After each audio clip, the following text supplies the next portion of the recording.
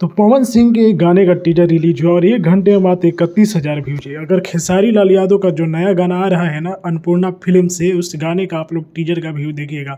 हालांकि आप सबको मैं बता दूं कि देखिए ट्रेंडिंग में पवन सिंह के गाना 12 दिन में 20 मिलियन व्यूज प्राप्त किया है, तो खेसारी लाल यादव का भी गाना 20 मिलियन के साथ झगड़ा 2 2 नंबर ट्रेंडिंग पर है। जी हाँ दोस्तों, अभी हाल ही में वायरल भोजपुरी से सपना चौधरी के साथ वाला गाने का टीजर रिलीज हुआ है, जो कि लहंगा लहक जाई मारम गोली की लहंगा लहक जाए।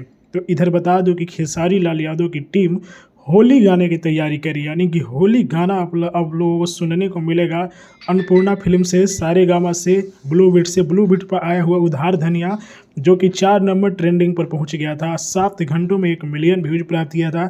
इससे खेसारी लाल यादव बहुत खुश हुए थे और बधाई पोस्टर भी जारी किए थे। जी हाँ दोस्तों, चलते चलते बता दूं कि देखिए बहुत सारे रिकॉर्ड बने हुए हैं। खेसारी लाल यादव का नया नया गाना भी आने वाला है। पवन सिंह का आप लोगों का इस लहंगा लहक जाई का टीजर कैसा लगा है कमेंट में बताइएगा।